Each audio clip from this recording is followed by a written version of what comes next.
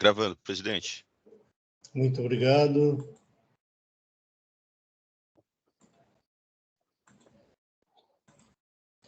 Muito bom dia a todos.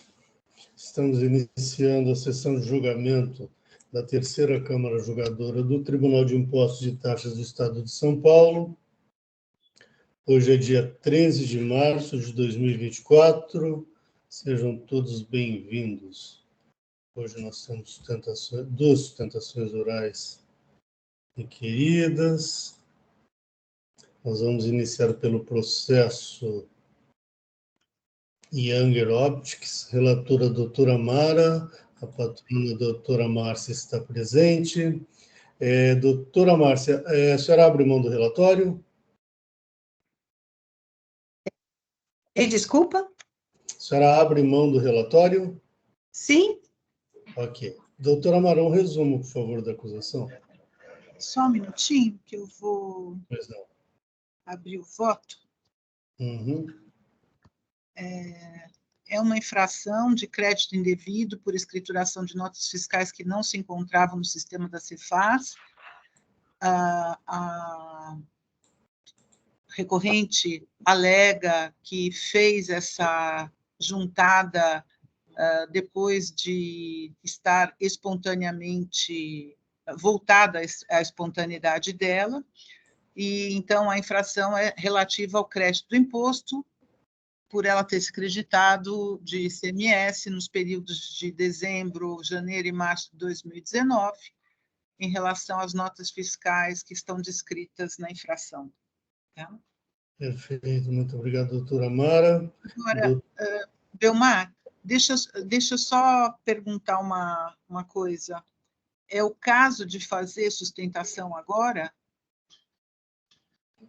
O seu voto vai no sentido de converter o julgamento em diligência, não é? Isso. Tá, eu vou isso. perguntar. Doutora Márcia, o voto da relatora é pela conversão de diligência para que o fiscal acerte lá as provas, a questão da notificação, ou não, estado espontâneo ou não, e a Câmara deve ir nesse sentido.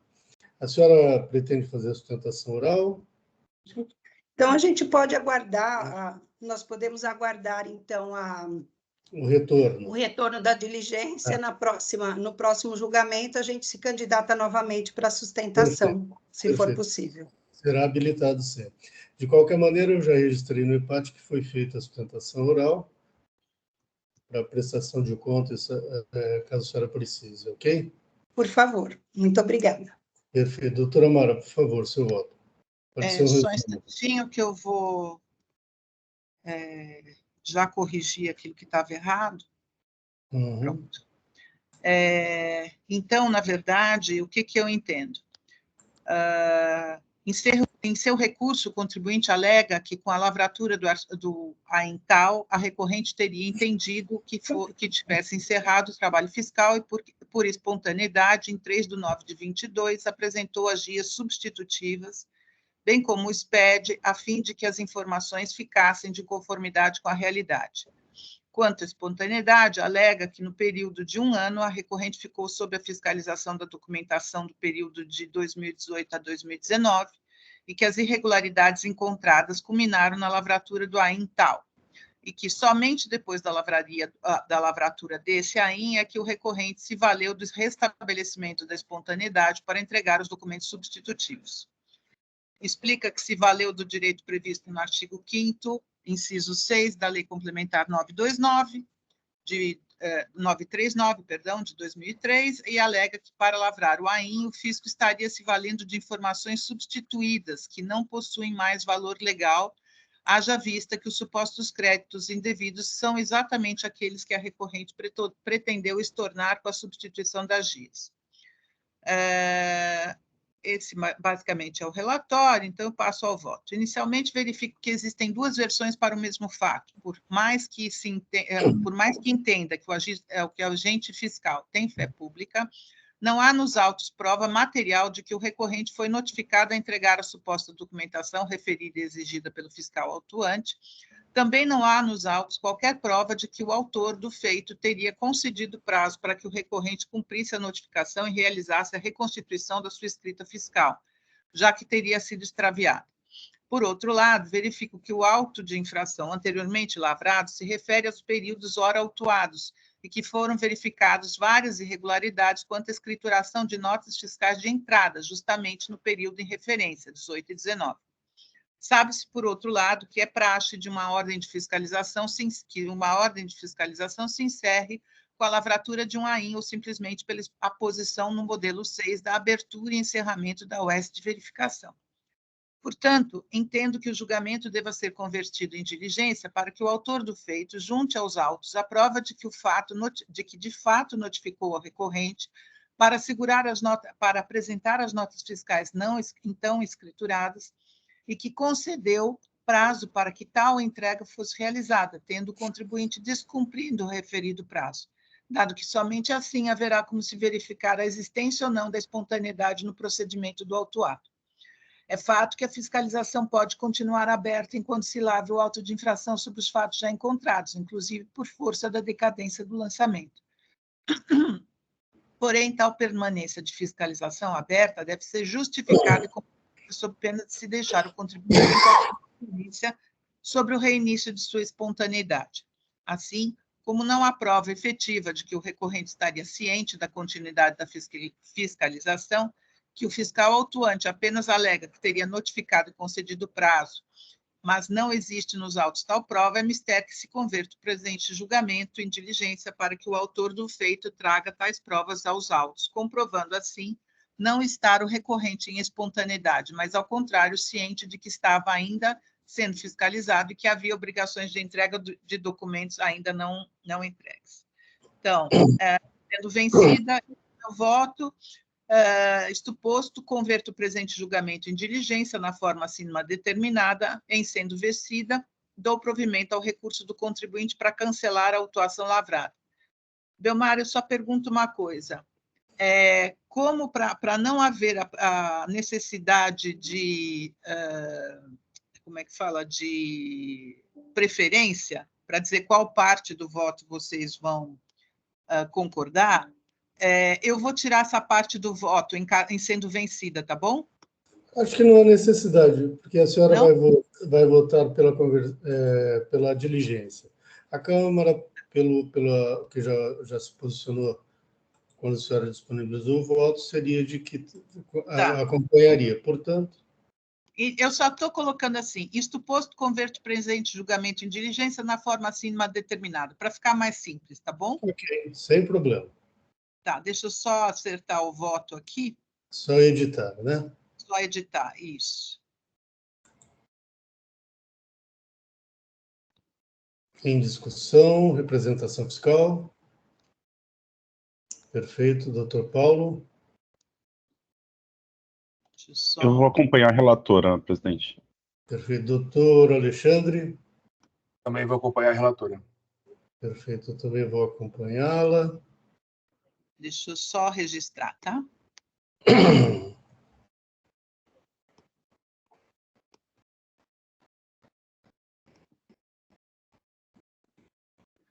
Pronto. Perfeito.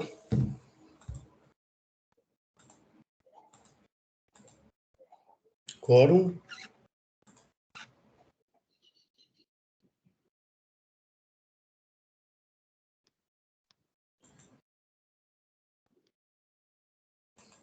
Em votação.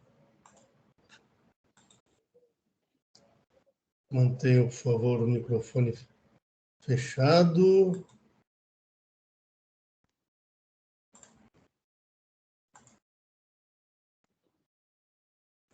Encerrando a votação. Encerrando o julgamento. Muito bem, doutora Márcia. Então, desculpe. Então, foi convertido em diligência nos termos do voto da relatora. Muito obrigado. Tenha um bom dia. Tenha um bom dia. Eu que agradeço. Bom dia, bom dia a todos. Também. Obrigada. Bom dia. Bom dia. Até mais. Até mais. O próximo, eu sou o relator, é Osses Medical, o doutor Tiago está presente.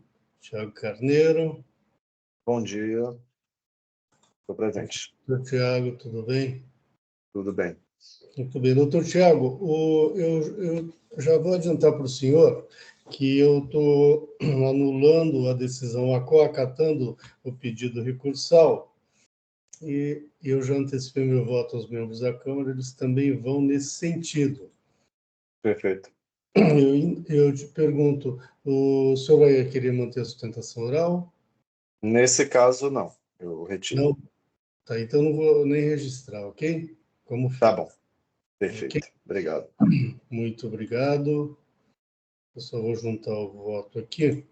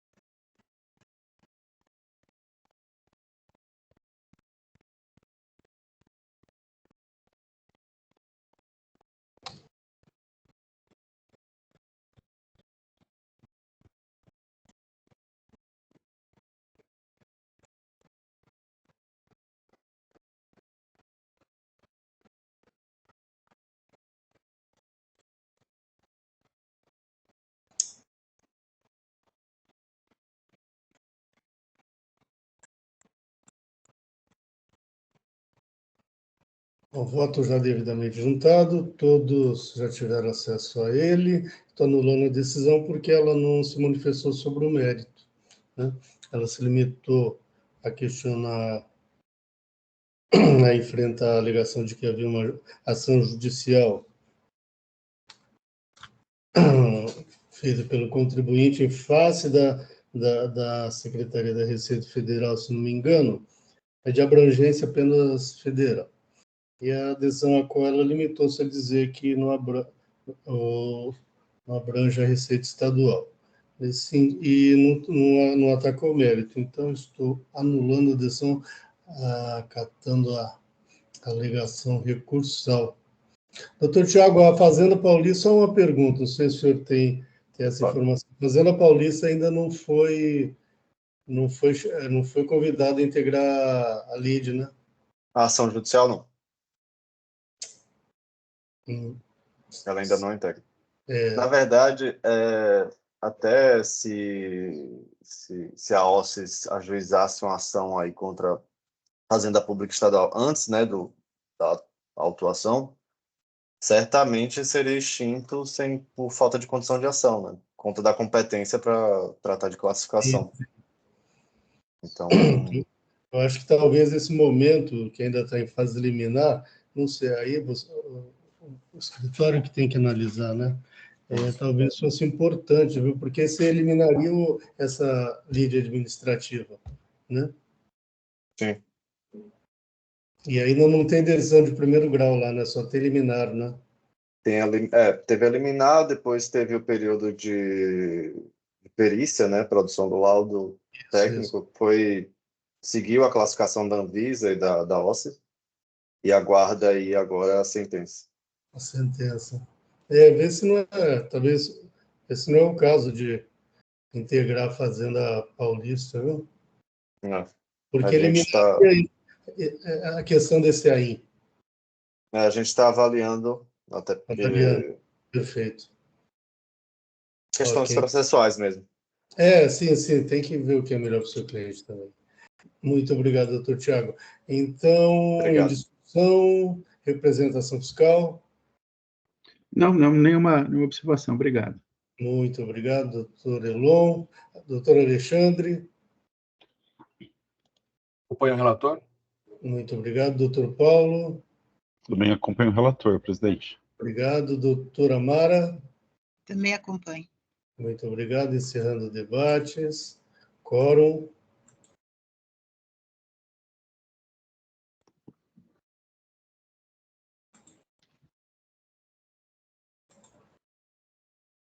Em votação.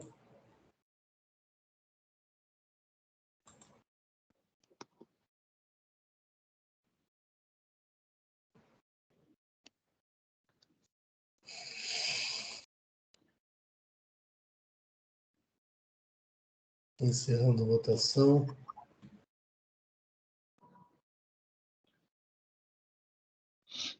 Encerrando o julgamento. Doutor Tiago, então, foi anulada a decisão ACO para outra ser proferida. Muito obrigado, tenha um bom dia. Obrigado. Bom trabalho e bom dia a todos. Muito obrigado. Próximo processo. Relator, doutor Paulo. Distribui logística. Doutor Paulo, por favor.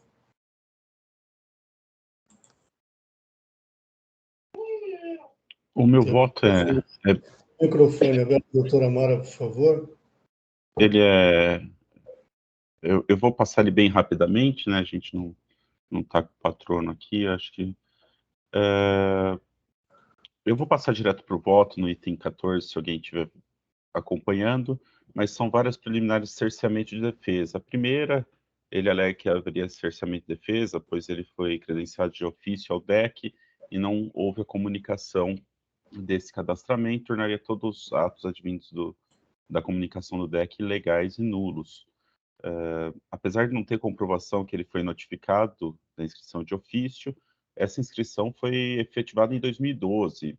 Então, até nos autos constam que o autuado foi notificado pelo DEC, apresentou resposta, mostrando que ela usa o DEC de forma regular. E também, notificada pelo DEC, ela apresentou defesa no prazo.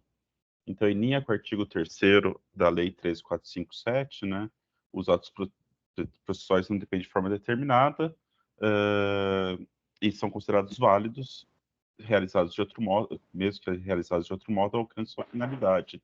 Então, não temos que falar que a intimação do DEC foi ilegal. Autuado também alega cerceamento de defesa por não constarem nos autos a ordem de serviço fiscal, comprovação de entrega de notificação para apresentação de documentação e certificado da Comissão de Controle de Qualidade. Todos esses itens não estão no rol do artigo 34 da Lei 13.457. A OSF, ela consta nos autos, a folha 88, e foi apresentada autuada como anexo da notificação número tal, aqui em 16 de fevereiro de 2023. As comprovações de entrega das notificações estão comprovadas pelos prints do sistema, as folhas 24 e 47. Aqui eu coloco a data até e o horário. E o controle de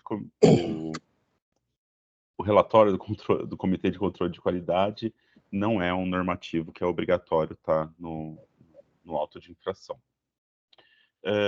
Também ela alega que há cerceamento de defesa, pois o auditor fiscal utilizou e-mail para se comunicar com a autuada. Aqui, até na própria comunicação pelo DEC, o auditor fiscal coloca que, se julgado conveniente pela autuada, pode ser encaminhado por e-mail. Todas as comunicações formais foram feitas através do DEC, e também não é nem apresentado como prova nenhuma troca de e-mail. Então, assim, não tem nem como alegar que foi essa troca de e-mail que gerou a prova. Então, não tem. E também não é qualquer normativo que impeça o auditor fiscal usar o seu e-mail oficial, funcional, para se comunicar, né? Então, são alegações todas na tentativa de procrastinar, né? A gente já viu isso, então acho que nem vale a pena perder tempo. Tá, então é isso também. A comprovação da intimação do contribuinte está comprovada, alega que tem inconsistência, porque a nota 2787 não foi escriturada, mas o julgador excluiu, então assim, não tem sentido essa redesignação. Fala também que houve falta de fundamentação e não aponta onde não há falta de fundamentação. Eu aplico a súmula 13 e também ela alega a confiscatoriedade da multa, mas ela é baseada em lei válida vigente e eficaz. Ela fala que vai apresentar as comprovações das operações quando notificado de forma oficial, mas já foi, então já deveria ter apresentada. E, por fim, ela fala que o imposto deveria ser cobrado do fornecedor, mas, na verdade, ela está sendo autuada por creditamento indevido, então é a autuação dela. Então, diante de tudo isso, eu conheço e nego provimento ao recurso ordinário. É assim que eu voto, presidente. Só vou corrigir aqui o voto bem rapidinho, que eu corrigi 2 palavrinhas aqui. Ok. Doutor Elon? O microfone não foi aberto, mas deu para entender. Isso, Agora, isso mesmo. Sem observação, obrigado.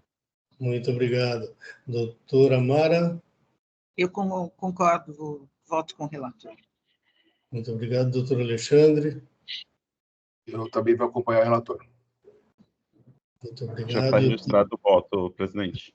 Muito obrigado, doutor Paulo. Eu também acompanho o relator. Quórum. Tem o microfone aberto, por favor. Mara. Já vou fechar aqui. Em votação.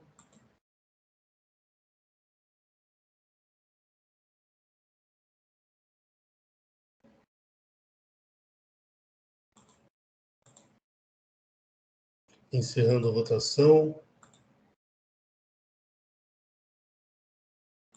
Encerrando o julgamento. Com isso, concluímos a nossa pauta de hoje e estamos encerrando a sessão de julgamento da terceira Câmara Julgadora do Tribunal de Impostos e Taxas do Estado de São Paulo. Hoje é dia 13 de março de 2024. Muito obrigado a todos que nos acompanharam e até uma próxima. Tenham todos um bom dia. Doutor Jair, podemos encerrar a live.